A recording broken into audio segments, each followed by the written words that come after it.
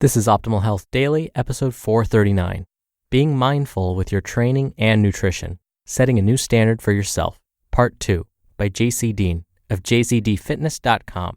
And I'm Dr. Neil Malik, reading you some of the most popular health and fitness blogs out there, with permission from the authors, of course. Now, as I mentioned in the introduction, today is a continuation from yesterday. So if you're new here or skipping around, I'd recommend listening to yesterday's episode first. That's episode 438. But I know you're excited if you're all caught up to hear part 2, so let's jump right in and continue optimizing your life. Being mindful with your training and nutrition, setting a new standard for yourself, part 2, by Deen of JCDFitness.com. For me, when I made the decision to meditate daily, it was for 2 reasons. 1, I needed peace, both mentally and physically. My mind is constantly racing, and as a result, I tend to neglect things like sleep and plan time away from work, and even casual social outings such as coffee or lunch with friends on occasion. 2, I needed a challenge. Meditation is hard as hell. The goal is to focus on something. It can be your breath or a candle flame or a thought, whatever, and only that one thing. When your mind wanders, you accept it, forgive yourself, and bring your mind back to focus, all without judgment. The first thing I experienced was the challenge. Later, I experienced the peace. It was super hard for me to sit still, and many times in the beginning, I just said, screw this, and quit after a few minutes. But I kept at it. 5 minutes turned to 10, and 10 to 20 eventually. I only had a few really inspiring and moving moments when I was actually meditating, but experienced some cool benefits outside of the silent sitting. The first thing I noticed was my ability to focus had improved. I used to have a hard time keeping my phone out of sight during a meeting with friends, but a few weeks after consistent meditation, I couldn't help but be absorbed in that moment. I didn't feel a need to constantly check my texts or Facebook feed. It was liberating. In fact, I haven't had Facebook or Twitter apps on my iPhone for over 3 months. I found myself having moments of hyper-attention to whatever I was doing, training clients, working on articles, journaling, whatever. This made me realize I was onto something. So, how can you apply any of this to your training or nutrition? It's simple. Pay attention to what you're doing and take it way slower than you normally would. I used to be very outcome dependent. This always added unnecessary pressure, which in turn made me anxious. I was too worried about hypothetical situations such as what might happen if I included a different exercise into my routine or did something differently with my diet.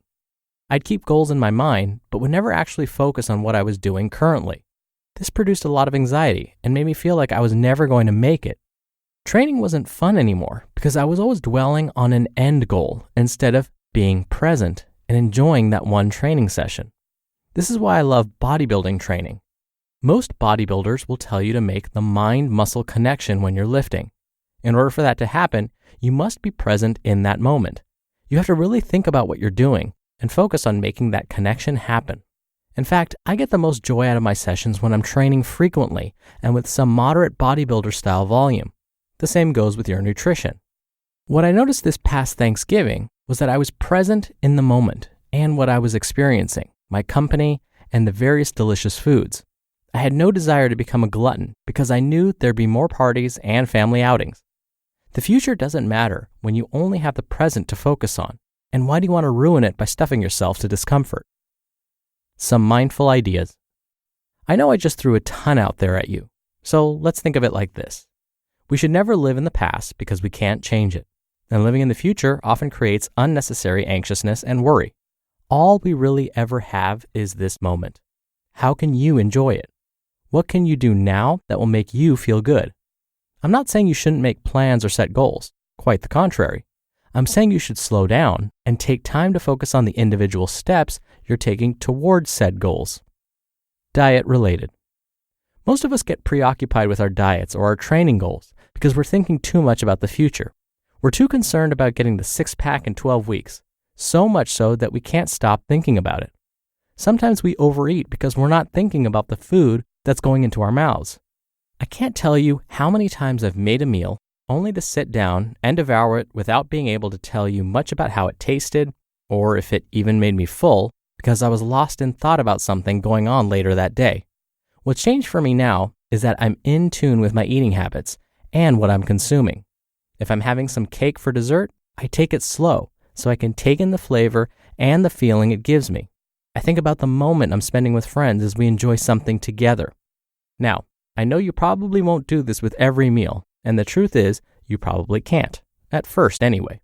However, if you're prone to overeating at parties and around the holidays, it might be worth trying. Instead of picking out like normal, just eat regular-sized portions and place all of your attention on the company and make the food you're eating secondary to the experience. No need to stuff yourself because it's the last time you get pumpkin pie for another year. You can make pie anytime you want. Training related.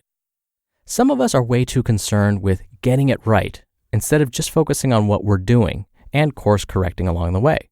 The internet is an abyss of people scouring thousands of web pages for the perfect routine or the perfect diet. Oftentimes, we'll waste months and even sadly years of time trying to get it all figured out before we even ever take action. It's this odd fear of actually doing something that keeps people from reaching their goals. Their excuses are many. I need to make sure my routine is optimal before I start. I don't want to miss out on any gains. Or, I'm looking for a magic macronutrient ratio that will limit my fat gains while allowing me to pack on muscle. You'll sometimes find these people giving others training advice on forums or social platforms because they read a few books about proper lifting technique. They're quick to pick apart what you're doing, but my gut tells me it's because they're secretly upset they haven't begun taking any action yet. Don't think too much about what's perfect or optimal. Just start doing something. Put it into practice. I'm not asking you to begin a journey into meditation. I'm asking you to give your daily actions, mainly those pertaining to your training and nutrition, some more thought. If you're usually eating while watching television, take your meal into a room with no visual distractions and focus on how the meal tastes, each bite. Be mindful of the experience. The next time you train, make a point to focus on everything from beginning to end. Focus on how you feel during the warm-up. Feel each contraction of every set of every movement you perform. Try to feel the muscles resisting and tensing under the heavy loads. Pay attention to the moment your body begins allowing the fatigue to set in. Notice how your muscles become tight and quiver as your energy levels deplete. Try this out over the next week and report back. You just listened to part 2 of the post titled, Being Mindful with Your Training and Nutrition, Setting a New Standard for Yourself, by Deen of JCDFitness.com. I can totally relate to JC's experience with meditation. I was kind of the guy who epitomized the do as I say, not as I do when it came to meditation. I knew it was good for me. I tried it out, but it just didn't click. My mind would wander all the time. And there was a point that I reached, much like JC, where I was like, forget this. This is not helping. Why even bother? But then I eventually came back to it. And what I realized was this. In order for my mind to begin to focus, I needed to tire out my muscles. I needed to fatigue my body first so that it somehow, for some reason, cleared my mind. So I noticed I'd have to do like 30 to 45 minutes or even an hour of yoga and then sit calmly and practice meditation. That's what was the key for me. I had to exhaust my body first. You might be thinking, 30 to 45 minutes of yoga, that exhausted you? Wow. Well, look, stretching, yoga, that's tough for me, okay? I'm good at other stuff. But you get the idea. I found when I jog, that was almost like a meditation. That's where I would find my mind highly focused. And so for me, I just needed to work my muscles first, get a little bit fatigued, and then it was much easier to focus my mind. And so if you find that you're kind of restless when you meditate, try other techniques. Maybe try this technique where you do a little bit of exercise first, fatigue yourself, and then try meditation, maybe after your cool down and stretch. What I can say is it's not worth giving up on just yet. All right, really quickly, if you want to show some support for our podcast, which we greatly appreciate, there are many ways to help out, both free and otherwise. Come by oldpodcast.com/support to check it out. And I thank you in advance for doing that. All right, that'll do it for Thursday's episode. I'll be back tomorrow for our regular Friday Q&A show, so stay tuned for that, where your optimal life awaits. Hello, Life Optimizer. This is Justin Malik, creator and producer of this show and Optimal Living Daily, the brother podcast of this one. Literally, I'm Dr. Neil's brother. If you like the format of this show, you'll love Optimal Living Daily too, where I also read to you from blogs, but cover other topics like personal development, finance, and minimalism from bloggers like Derek Sivers, The Minimalists, Zen Habits, and many more. So for more amazing content read to you for free, come subscribe to Optimal Living Daily too, and together we'll optimize your life. You've been listening to Optimal Health Daily. Be sure to hit the subscribe button to stay up to date on each new episode, and head to oldpodcast.com. That's oldpodcast.com for a free gift, as well as more actionable tips and resources to help you maximize your potential. Thanks for joining us, and remember, your optimal life awaits.